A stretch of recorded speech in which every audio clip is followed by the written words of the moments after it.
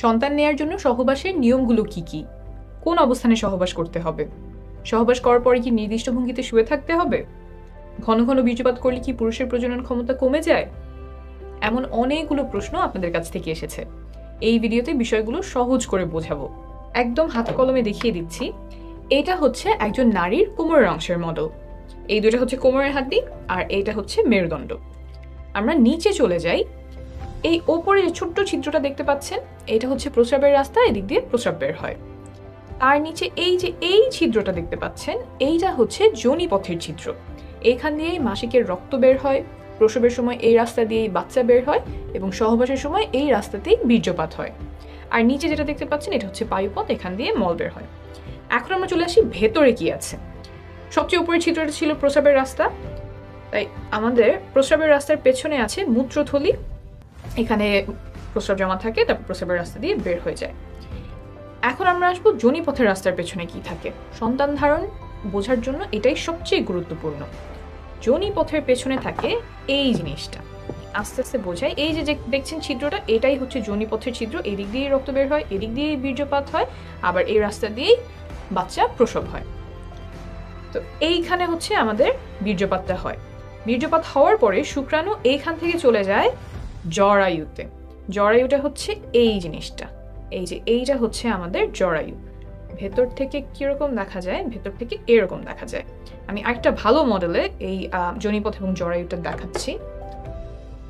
এই যে এটা একই, এই জায়গাটা, এইটা হচ্ছে আমাদের যোনিপথের ছিদ্র, এদিক দিয়ে মাসিকের রক্ত বের হবে। ভেতর থেকে যদি আসি, তাহলে এই যে এইখানে আমার যোনিপথের ছিদ্র, এইটা হচ্ছে যোনিপথ, আর এই যে এইটা হচ্ছে আমাদের জরায়ু। সহবাসের সময় এই জায়গাটাতে বীর্যপাত হয়। এইখান থেকে শুক্রাণু জরায়ুর মুখ এই পর্যন্ত পৌঁছাতে লাগে মাত্র কয়েক সেকেন্ড। এখন অনেকে আমাকে প্রশ্ন করেন যে সহবাসের পরে কতক্ষণ চিত হয়ে শুয়ে থাকতে হবে, পা উঁচু করে কতক্ষণ রাখতে হবে, কোমরের নিচে কয়টা বালিশ দিতে হবে, বা শুনেছি অমুক অবস্থানে সহবাস করতে হবে, কিন্তু ওই অবস্থানটা আমার কষ্টদায়ক হয়। এই যে যতগুলো কাজ বললাম, এই কাজগুলোর কোনোটা গর্ভধারণে বা সন্তান ধারণে উপকার করে এমন কোনো প্রমাণ নেই। তাই এগুলোতে যদি আপনার কষ্ট হয়, তাহলে এগুলো করার কোনো প্রয়োজন নাই। আপনার যদি ভালো লাগে তাহলে করতেই পারে। একটা কাজ আছে যেটা করলে গর্ভধারণে বা সন্তান ধারণে অনেক উপকার হয়, এটা প্রমাণিত। সেটা হলো সঠিক সময়ে সহবাস করা। সঠিক সময় বলতে এই যে এখানে যে বীর্যপাতটা হলো, তারপর শুক্রাণুর কিন্তু অনেক দূর পর্যন্ত যেতে হবে। শুধুমাত্র জরায়ুতে গেলেই হবে না, জরায়ুর পরেও আরো রাস্তা আছে, সেটা আমি দেখাচ্ছি। এই যোনিপথ পার হয়ে, জরায়ু পার হয়ে নালী পর্যন্ত আসতে হয়।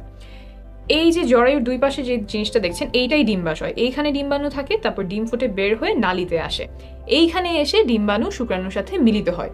অর্থাৎ শুক্রাণুর যে লম্বা পথ, যোনিপথ, তারপর জরায়ু, তারপর নালীতে আসা, এই লম্বা যাত্রায় তাকে অনেক কিছু সাহায্য করে।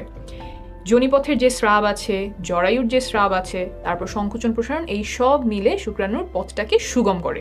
কিন্তু এই সুগম করার কাজ সে মাসের একটা নির্দিষ্ট সময়েই করে, যেটাকে আমরা বলি ফার্টাইল টাইম। অন্য সময়গুলোতে এই স্রাবগুলো শুক্রাণুর জন্য সহায়ক না, দরজাগুলো বন্ধ করে দেয় যাতে শুক্রাণু জায়গা মতো পৌঁছাতে পারে না।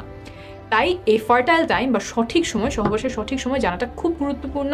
কিছু লক্ষণ আছে যা দেখে এই সময়টা খুব ভালোভাবে চিনতে পারা যায়। এটা নিয়ে আমি আলাদা একটা ভিডিও করেছি, আপনারা চাইলে দেখে নিতে পারেন। এখন আসি এমন একটা বিষয়ে যাতে সন্তান ধারণের ক্ষমতা কমে যাওয়ার সম্ভাবনা আছে। সহবাসের সময় অনেকে পিচ্ছিল করার জন্য মুখের থুতু ব্যবহার করেন, আবার কেউ কেউ লুব্রিকেন্ট ব্যবহার করেন। ল্যাবে পরীক্ষা করে পাওয়া গেছে যে থুতু এবং কয়েক ধরনের লুব্রিকেন্ট শুক্রাণুর চলাচল ক্ষমতা কমিয়ে দেয়। তাই সাবধানতা বশত এসব পরিহার করার পরামর্শ দিচ্ছে American society for reproductive medicine. অর্থাৎ আপনি যদি থুতু ব্যবহার করেন, সেটা আপাতত বন্ধ রাখলে ভালো হবে। আর যদি লুব্রিকেন্ট ব্যবহার করতে হয়, এসব ব্যবহার করলে যে গর্ভধারণের সম্ভাবনা বেড়ে যাবে তা কিন্তু নয়, বরং প্রয়োজন হলে ব্যবহার করতে পারেন। এখন বলি, ঘন ঘন বীর্যপাত করলে পুরুষের প্রজনন ক্ষমতা কমে যায় কিনা, সন্তান ধারণের জন্য কত ঘন ঘন সহবাস করা প্রয়োজন। একটা গবেষণায় দেখা গেছে যে প্রতিদিন সহবাস করলে সফল হওয়ার সম্ভাবনা সবচেয়ে বেশি থাকে, 37%। একদিন পর পর সহবাস করলেও সফলতার সম্ভাবনা কাছাকাছি থাকে, 33%। কিন্তু যদি সপ্তাহে একবার সহবাস করা হয়, তখন সম্ভাবনা নেমে আসে মাত্র 15%। অর্থাৎ ঘন ঘন সহবাসে সফলতার সম্ভাবনা বাড়ে। প্রতিদিন বা একদিন পর পর চেষ্টা করলে সর্বোচ্চ সম্ভাবনা থাকে। অনেকের একটা ভুল ধারণা আছে যে ঘন ঘন বীর্যপাত করলে পুরুষের প্রজনন ক্ষমতা কমে যায়। অনেকদিন পরপর বীর্যপাত করলে বীর্য ঘন মনে হয়, সেখান থেকে এই ধারণা তৈরি হতে পারে।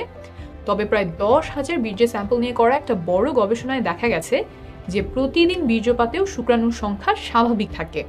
আমি নিচে রেফারেন্স দিয়ে দিব, আপনি নিজেই চেক করে নিতে পারবেন। মোট কথা, প্রতিদিন বা একদিন পরপর চেষ্টা করলে সর্বোচ্চ সম্ভাবনা থাকে।